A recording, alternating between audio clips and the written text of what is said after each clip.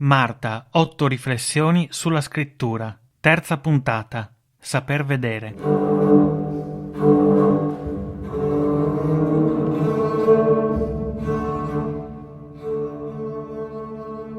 È il 1649 e ci troviamo a San Daniele, libera e fiorente cittadina delle colline friulane.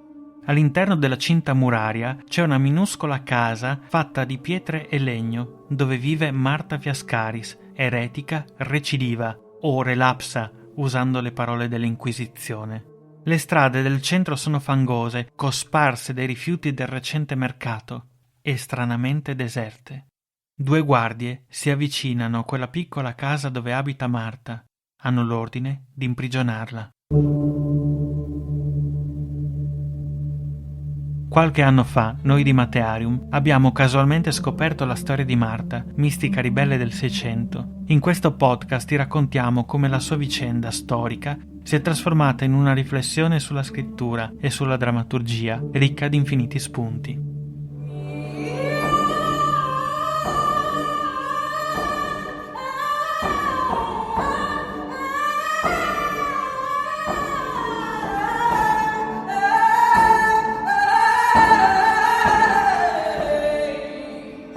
Ok. A costo di sembrare un cazzaro, però devo ammettere una piccola forzatura nella storia. La casetta di pietre e legno non viene menzionata da nessuna parte e non c'entra nulla, è proprio un'invenzione così letteraria e so che qualche storico, magari il nostro amico, sta già componendo il mio numero di telefono per chiamarmi e dirmi ma che cavolo stai dicendo? Ecco, questa è una cosa. Poi l'altra è un dubbio che ho, è che ho come l'impressione che l'inizio faccia un po' Carlo Lucarelli, quello di Blu Notte, quello che racconta le storie dei serial killer, insomma. Non vorrei, che questa storia su Marta si trasformasse in una serie crime ambientata nel Seicento.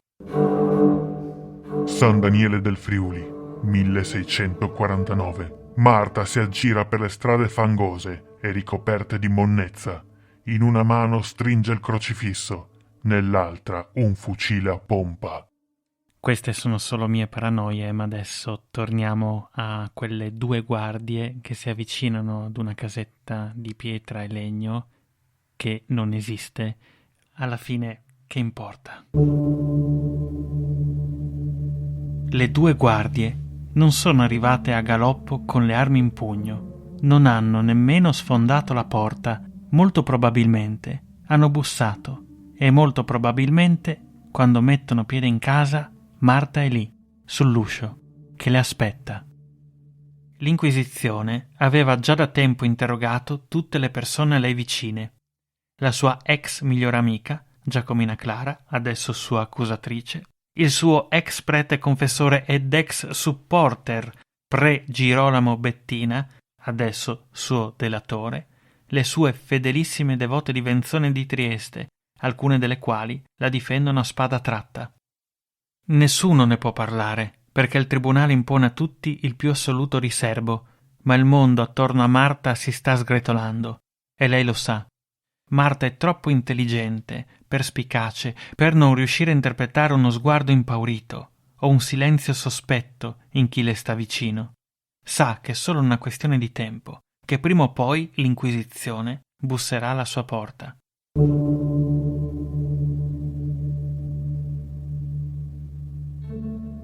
Non appare nelle carte, non c'è questo dettaglio nei codici del processo, ma immagino che al loro arrivo le guardie trovino la porta di casa socchiusa. Bussano con vigore sul legno e man mano che le nocche impattano sulla porta questa si apre progressivamente, facendo intravedere Marta, seduta vicino al focolare, composta e dignitosa. Non appare nei codici, ma lo vedi anche tu. Non cerca di scappare, anzi è lì che aspetta, quasi con piacere. Appena le guardie mettono il piede in casa, versa sulle braccia un mestolo d'acqua. Sa che per qualche giorno non ritornerà a casa. Nessuno di questi dettagli appare negli atti del processo, ma è proprio questo che interessa a noi amanti della scrittura, gli spazi vuoti tra un'informazione e l'altra. esci con me per un attimo da quella casa. Tutto il paese sa cosa sta succedendo. San Daniele è un cerchio di case, chiuso all'interno di una ristretta cinta muraria. Gli abitanti vivono spalla contro spalla, parete contro parete. Non c'è segreto che non riesca a fuoriuscire dalle fessure delle assi per scendere in piazza e scorazzare più volte nel circuito di viuzze sterminzite della cittadina friulana. Le donne del paese, che hanno visto arrivare il carro con i 2 gendarmi, adesso sbirciano silenziose sotto i portici. Il paese, sempre brulicante di vita e di voci, sembra essersi fermato. Non c'è scritto da nessuna parte, ma anche tu sai che è andata esattamente così. La porta si apre, le 2 guardie sono intimorite dalla figura di Marta. In molti dicono che quella donna è una santa, che fa miracoli. Un tozzo del suo pane può salvare dalla peste.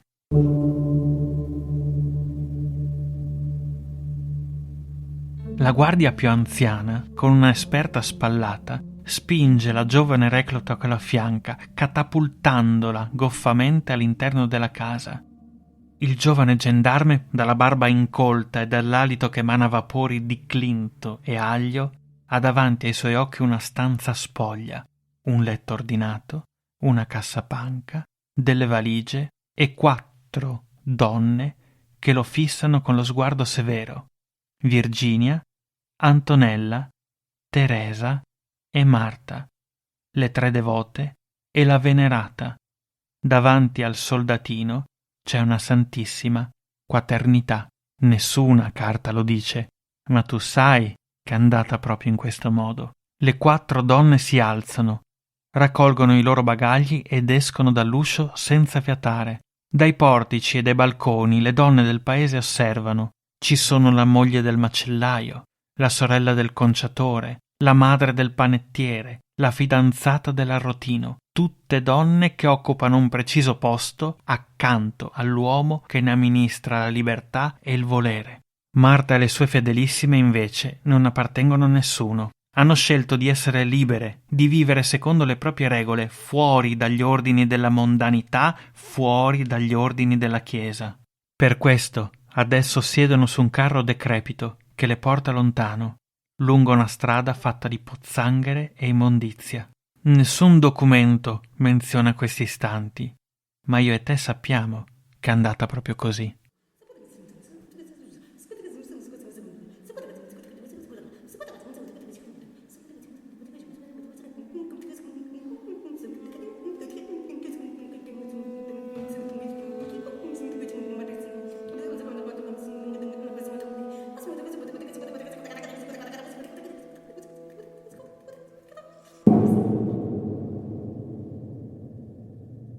Ho scritto questa puntata prendendo ispirazione da una telefonata con Mary Ziraldo della Biblioteca Guarneriana di San Daniele, che sta da tempo realizzando una minuziosa ricerca sui processi alle donne del Seicento in Friuli. L'esperienza di Mary sui codici dell'epoca mi ha permesso di ricostruire in modo verosimile il contesto in cui agiva la santa mancata Marta Fiascaris.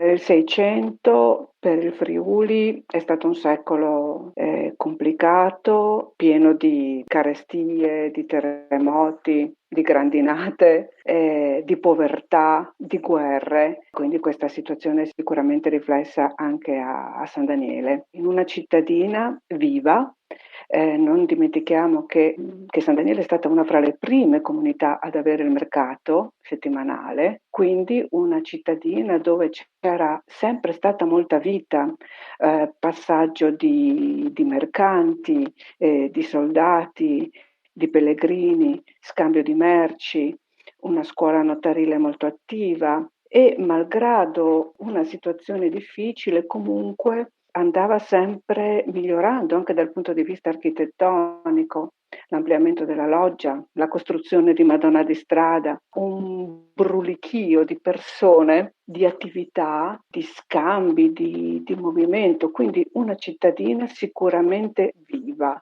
molto viva. Sicuramente le donne erano una componente molto importante di questa vita.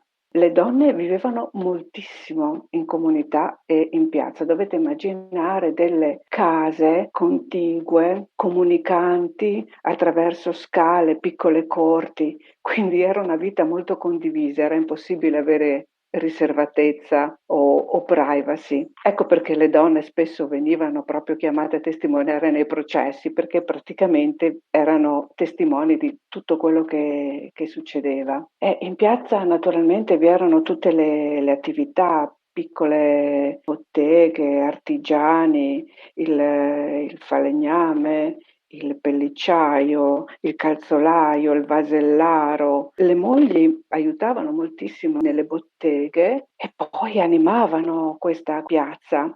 Se è vero che il Seicento è stato un secolo molto controllato dal punto di vista religioso, è anche vero che erano le passioni a farla da padrone, perché si amava all'interno del matrimonio, fuori dal matrimonio, tradimenti, incesti, unioni assolutamente sacrileghe, nel senso che siamo a conoscenza di un rapporto fra una giovane donna e un prete che poi purtroppo finì con l'aborto di un bambino e quindi si continuava, malgrado la povertà, la guerra, comunque ad amare, a odiare, a tradire, a insultarsi, a picchiarsi come sempre.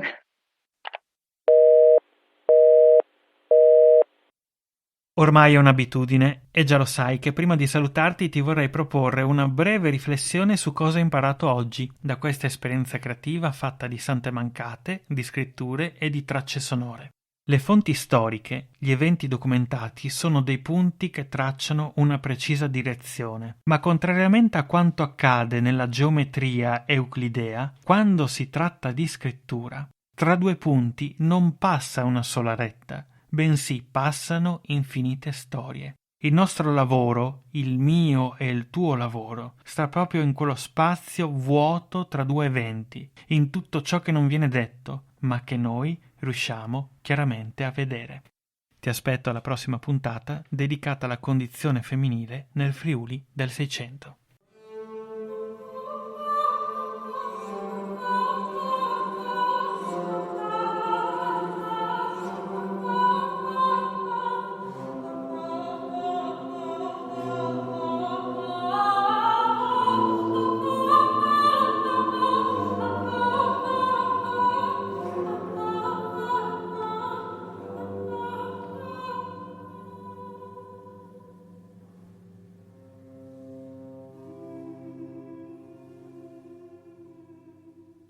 Marta è un podcast a cura di Matearium e Servi di Scena, testi e voci di Alessandro Di Paoli e Stefania Ursella, commenti musicali estratti da Marta, concerto per voce Straordinarius, composizioni di Matteo Sarcinelli interpretate da Laura Giavon e Davide Ceccato, progetto realizzato con il contributo della Regione Friuli Venezia Giulia e dell'Associazione Saltarello.